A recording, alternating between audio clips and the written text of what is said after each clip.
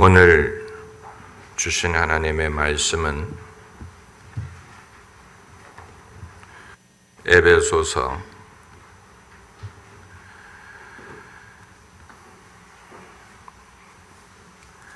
에베소서에 있는 말씀이 2장 11절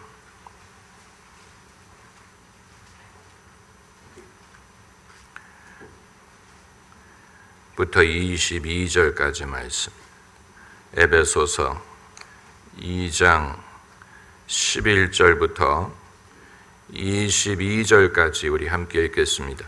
그러므로 생각하라. 너희는 그때 육체로 이방인이요 손으로 육체 행한 할례당이라 칭하는 자들에게 무할례당이라 칭함을 받는 자들이니라. 그때 너희는 그리스도 밖에 있었고 이스라엘 나라 밖의 사람이라 약속의 언약들에 대하여 외인이요 세상에서 소망이 없고 하나님도 없는 자이더니 이제는 전에 멀리 있던 너희가 그리스도 예수 안에서 그리스도의 피로 가까워졌느니라. 그는 우리의 화평이신지라 둘로 하나를 만드사 중간에 막힌 담을 허시고 원수된 것 곧 의문에 속한 계명의 율법을 자기 육체로 폐하하셨으니 이는 이 둘이 자기 안에서 한 새 사람을 지어 화평하게 하시고 또 십자가로 이 둘을 한 몸으로 하나님과 화목하게 하려 하심이라. 원수된 것을 십자가로 소멸하시고 또 오셔서 먼 데 있는 너희에게 평안을 전하고 가까운 데 있는 자들에게 평안을 전하셨으니 이는 저로 말미암아 우리 둘이 한 성령 안에서 아버지께 나아감을 얻게 하려 하심이라. 그러므로 이제부터 너희가 외인도 아니요 손도 아니요 오직 성도들과 동일한 시민이요 하나님의 권속이라. 너희는 사도들과 선지자들의 터 위에 세우심을 입은 자라. 그리스도 예수께서 친히 모퉁이 돌이 되셨느니라. 그의 안에서 건물이라 서로 연결하여 주 안에서 성전이 되어가고 너희도 성령 안에서 하나님의 거하실 처소가 되기 위하여 예수 안에서 함께 지어져 가느니라. 아멘. 우리가 사람 낚는 업으로 부르심을 받았는데 소위 불신자들을 이해해야 그들에게 복음을 전하지 않겠느냐라는 취지에서 그들과 대화를 하고 그들의 사상, 철학, 그들의 삶의 경험을 들여다보게 되면 간혹 가다가 느끼는 것은 불신자들의 삶에는 하나님이 안 계시는 것 같다는 것입니다. 하나님이 계셔서 일하시는 정황이 보이지 않습니다. 그렇기 때문에 이제 와서 불신자에게 하나님을 논하는 것이 어색하거나 이미 너무 늦은 것 같은 그런 느낌을 받을 때가 있습니다. 그들은 이 오랜 세월 동안에 하나님이 없이 살아왔는데 그래서 삶이 혼동스럽고 고통스럽고 절망스러운 상황이 되었는데 이제 와서 하나님이 이렇다 저렇다 하고 말하는 것이 너무 늦은 것 같다라는 느낌을 받을 때가 있고 그래서 싱거운 듯한 느낌을 받을 때가 있습니다. 그런데 그와 반대로 신앙인의 삶을 접해보면 불신자와는 다르게 신앙인에게는 하나님이 계시는 정황을 느낍니다. 아주 이상한 것입니다. 신앙인에게는 하나님이 그동안에 계셔왔고 이들이 하나님을 경험했고 하나님이 그들을 인도하셨다라는 증거가 보이기 때문에 그들에게 신앙을 말하고 하나님을 말하는 것이 전혀 어색하지 않고 자연스럽습니다. 그렇기 때문에 이상하게 생각된 것입니다. 왜 어떤 사람들의 경험 속에는 하나님이 없는 것처럼 보이는데 어떤 사람들의 경험 속에는 하나님이 계시는 증거가 보이느냐 하는 것입니다. 이것이 사람 마음 먹기에 좌우되는 것이냐? 하나님이 있다고 하는 사람에게는 하나님이 계시고 하나님이 없다고 하는 사람에게는 하나님이 없기 때문에 그런 것이냐? 사람의 관점에 따라서 경험도 다른 것이냐? 이것은 오로지 주관적인 생각에 좌우되는 것이냐? 그렇지 않습니다. 아주 단순한 이유가 있습니다. 어떤 사람들에게는 정말로 하나님이 안 계십니다.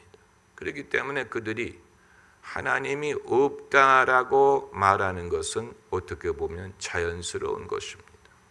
왜냐하면 그들은 하나님을 그동안에 경험한 적이 없고 하나님의 증거를 볼 기회가 없었기 때문입니다. 이상하게 들릴지 모르지만 어떤 사람들에게는 하나님이 안 계십니다.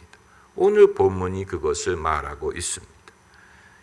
2장 12절에 그때 너희는 그리스도 밖에 있었고 이스라엘 사람 밖의 사람이라 약속의 언약들에 대하여는 외인이요 세상에서 소망이 없고 하나님도 없는 자이었더니 하나님이 없었다고 했어. 외인이었어. 언약 밖에 있고 소망도 없고 하나님도 없었다고 했습니다. 그러니까 하나님이 계셨지만 그들이 깨닫지 못한 것이 아니고 하나님이 그들과 함께하지 않았어요. 그들에게는 하나님이 없었어요. 이런 논리는 이상하게 들릴지 모르지만 그러나 구속사를 이해하는 데 오히려 도움이 됩니다. 구속사라 함은 하나님이 인류의 역사 속에 개입하셔서 인류를 구원하시는 것을 말하는 것입니다. 장구한 인류의 역사 속에 왜 수많은 사람들은 그렇게 오랫동안 하나님이 계시는 것을 모르고 하나님을 섬기지 않고 살아왔느냐 하는 것을 이해할 수 있는 길이 바로 여기에 있습니다.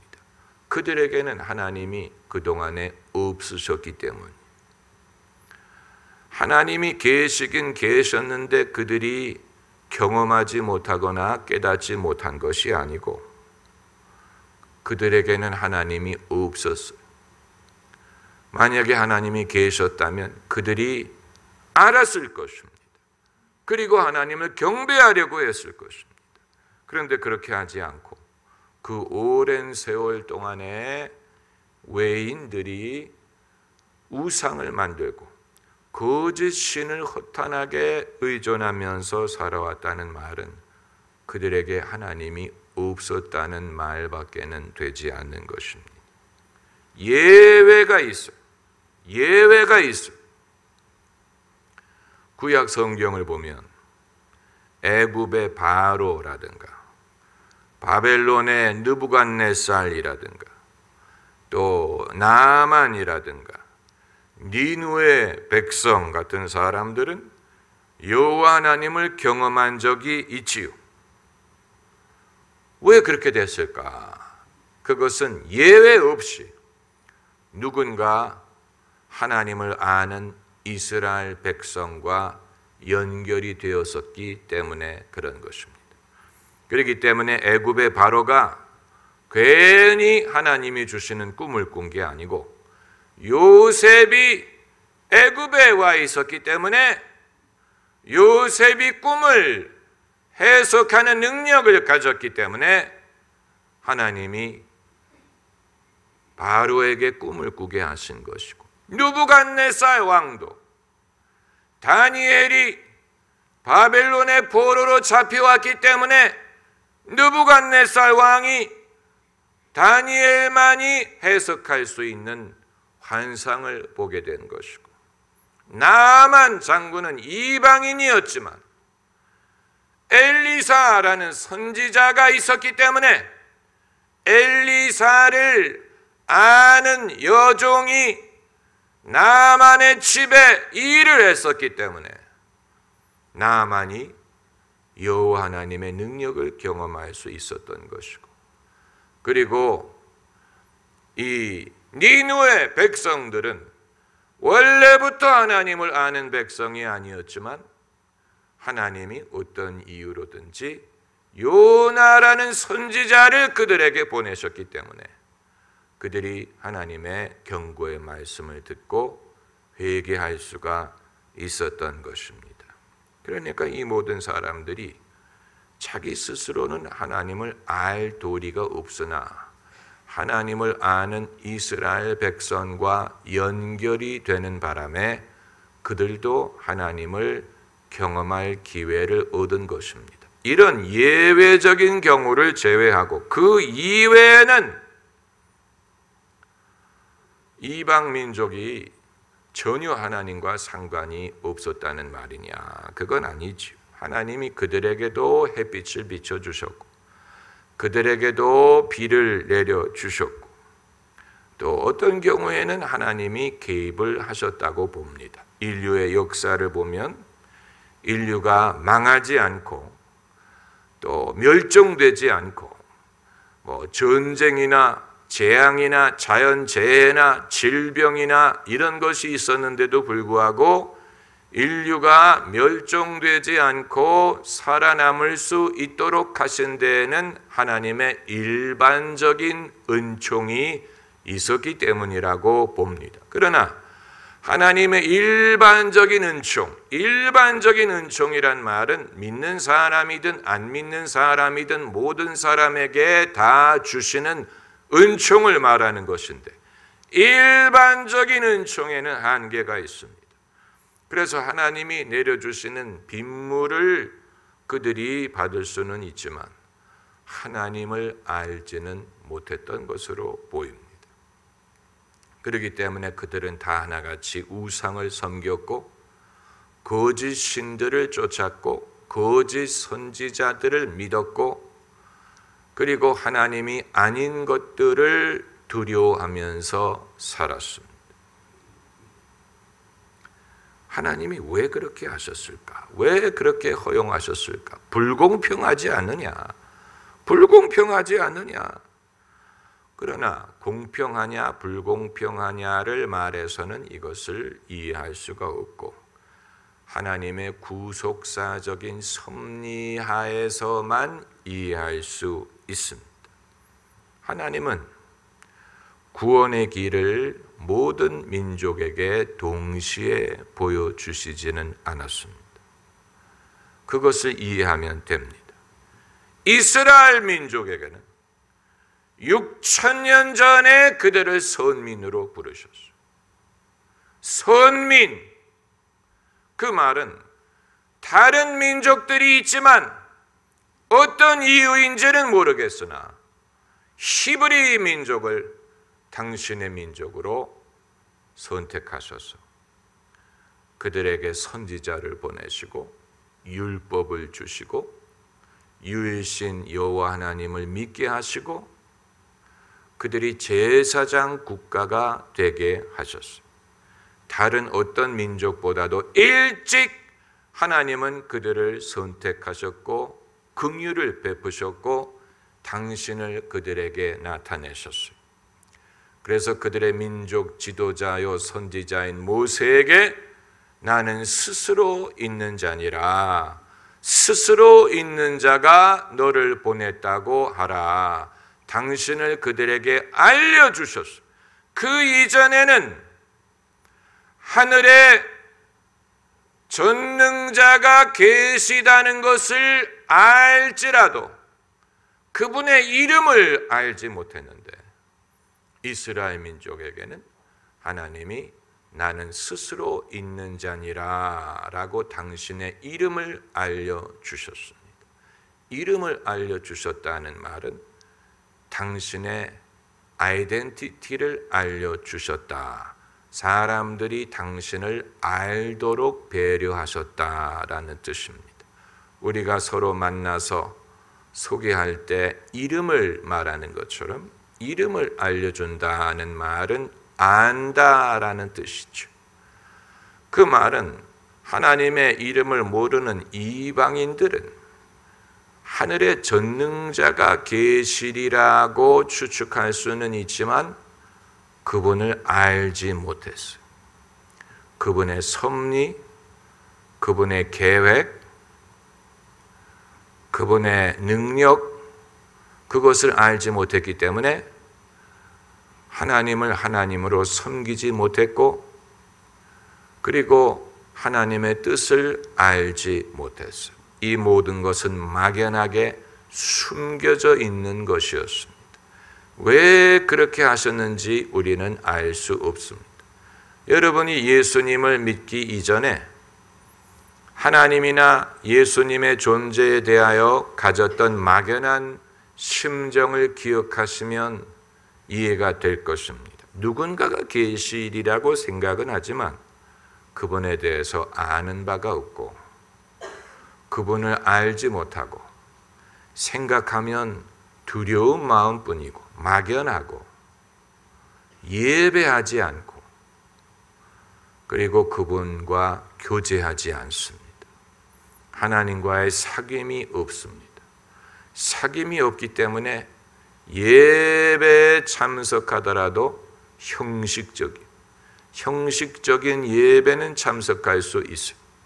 정치인들이 유세할 때 이 교회도 갔다가 저 교회도 갔다가 사찰에도 갔다가 기도도 했다가 절도 했다가 별의별 일을 다 하지만 형식적인 예배는 누구든지 드릴 수 있으나, 그러나 하나님을 아는 것, 하나님을 신뢰하는 것, 그분의 음성을 듣는 것, 그 음성을 통하여 믿음을 얻는 것, 그 믿음대로 이루어지는 것을 경험하는 것, 이것은 하나님을 아는 사람만이 할 수 있는 일입니다. 구원을 받았다라는 말은 하나님을 알고 예수 그리스도를 안다는 말이, to know, 안다라는 말은 아주 중요한 말입니다. 우리는 정보화 시대에 살고 있기 때문에 안다라는 말이 정보를 소유하고 있다는 뜻으로 이해하기 쉬운데, 성경에서 안다는 말은 가깝다, 친하다, 인격적인 사귐이 있다, 그런 뜻입니다. 그것을 최초로 실천한 사람이 에녹이었죠.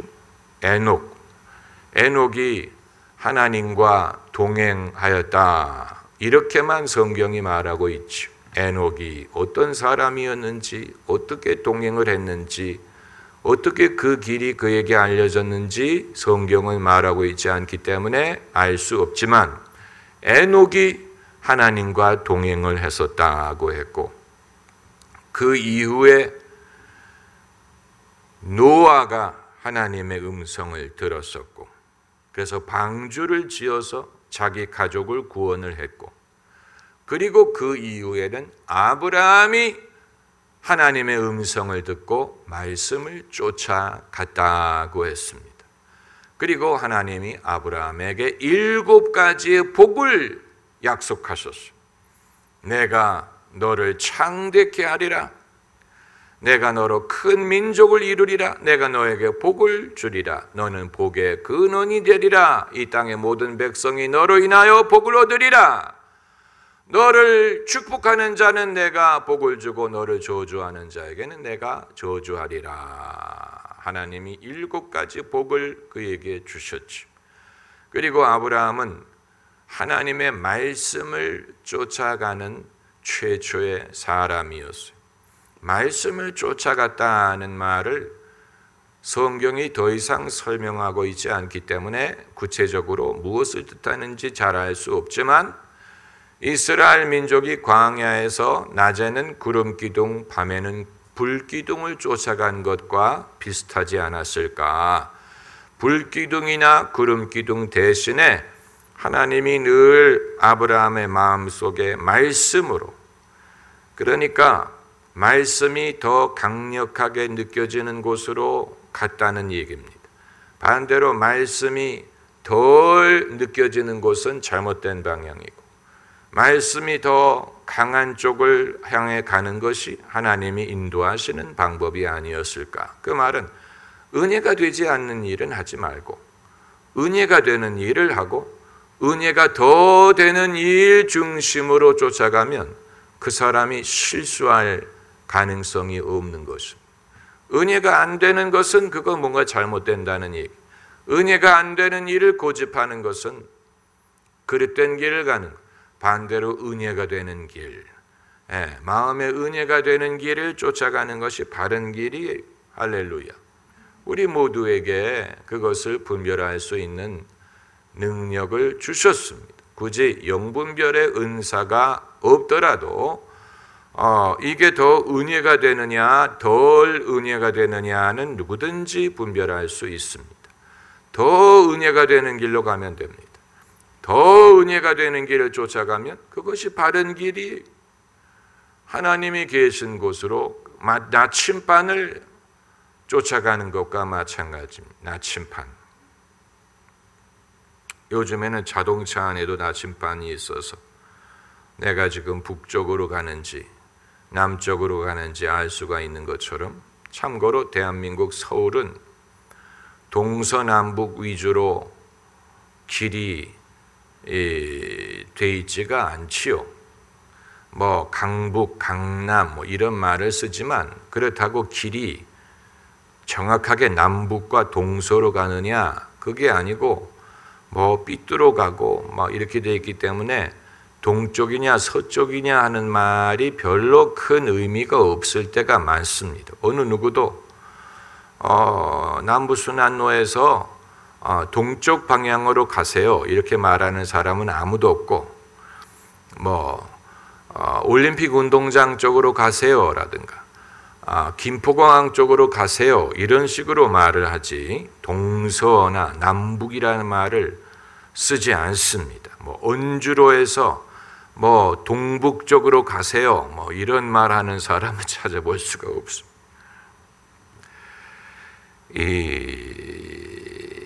그런데 하나님은 모든 백성들을 한꺼번에 구원하지 않고 이스라엘 민족을 오래전부터 선민으로 선택을 하시고 그 이외 사람들을 외인이라고. 외인. 아주 무서운 말이, 상관없는 자라는 얘기. 외인이란 말은 가족들이 식사할 때 그 자리에 앉을 자격이 없는 사람, 가족 모임을 할 때 올 자격이 없는 사람, 우리와 상관이 없는 사람, 이것처럼 고독한 말은 없습니다. 외인, stranger. 까뮤의 소설 이방인이란 말이 사실은 외인이란 말이, 바깥 사람, 상관없는 사람. 다만 까뮤는 실존주의자로서 자기 자신뿐만이 아니고 인간의 존재를 모두 외인으로 정의했지요. 그건 하나님을 알지 못하는 사람이기 때문에 그런 것입니다. 왜 어떤 사람의 경험에는 하나님이 안 계시는 것처럼 보이느냐? 실제로 하나님이 안 계시기 때문에 그래요. 그 사람에게는. 그렇기 때문에 그런 식으로 생각하고 글을 쓰는 거예요. 그들의 세상에 들어가서 보면 정말로 하나님이 안 계세요. 하나님이 계시는 정황이 도대체 보이지 않아요. 왜 그럴까? 그건 외인이기 때문에 그런, 그들만의 경험을 토대로 그러므로 하나님이 없다라고 생각하는 것은 그건 미련한 짓입니다. 그렇지 않은 사람들도 많아요. 하나님이 함께 하시는 사람들이 많아요. 그래서 똑같은 인생에 대해서 소설을 쓰더라도 외인인 사람은 하나님이 없는 인생을 해석하지만 믿음이 있는 사람은 하나님이 있는 삶을 간증합니다. 할렐루야. 참 신기한 일. 여러분 각 사람이 하나님이 없었을 때와 하나님이 계시기 시작한 이유에 대하여 간증을 하신다면 그 자체가 참으로 은혜스러울 것입니다. 도대체 나의 삶에는 과거에는 왜 하나님이 없었다가 언제부터 하나님이 당신을 나에게 나타내셨느냐, 그것이 나의 삶에 어떤 변화를 가져다 주었느냐, 그게 회심이요, 그게 구원이요, 그게 복음이지요. 복음. 이 하나님의 공평함이나 불공평함을 말하는 것은 별로 도움이 되지 않고, 하나님이 없다라고 말하는 사람이 그렇게 말할 수밖에 없는 이유는 정말로 하나님이 그들에게는 없었기 때문. 그럼 어떻게 하라는 얘기냐? 그렇기 때문에 복음이 필요한 것입니다. 복음. 그렇기 때문에 복음, 기쁜 소식이에요. 그렇기 때문에 기쁜 소식이. 그렇지 않으면 그냥 소식일 뿐이죠. 오늘 본문에 11절, 그러므로 생각하라. 너희는 그때에, 따라해보세요. 그때가 있었다는 얘기. 육체로 이방인이요 손으로 육체에 행한 할례당이라 칭하는 그들에게 무할례당이라 칭함을 받는 자들이라. 그때 너희는 그리스도 밖에 있었고, 그리스도 밖에 있었어. 이스라엘 나라 밖의 사람이라. 약속의 언약들에 대하여 외인이야. 전부 다 밖이라는 말이에요. 외인이요. 그래서 세상에 소망이 없고 하나님도 없는 자이더니, 이제는, 따라해보세요. 이제는, 그때가 아니고 이제는 전에 멀리 있던 너희가 그리스도 예수 안에서 그리스도의 피로 가까워졌느니라. 누구에게 가까워졌다는 얘기예요? 하나님에게 가까워졌다. 언약에게 가까워졌다. 이 모든 것이 무엇으로 말미암아 이루어졌습니까? 그리스도의 피로, 그리스도 예수 안에서 이루어졌다는 얘기. 사람이 예수님을 통하여 회심해야 되는 이유가 여기 있습니다. 예수님이 없이는 하나님도 없어요. 예수님이 있는 자는 하나님이 있어. 예수님을 통하여 하나님 안에 들어올 수가 있어. 그전에는 하나님 밖에 있는 사람이, 외인이 예수님을 통하여 외인이 내인이 될 수가 있습니다. 속에 들어올 수 있습니다. 가족이 될 수가 있어. 할렐루야. 그렇기 때문에 우리가 복음을 전해야 되는 것이고, 우리가 복음을 믿었던 것입니다. 할렐루야. 기도하십시다.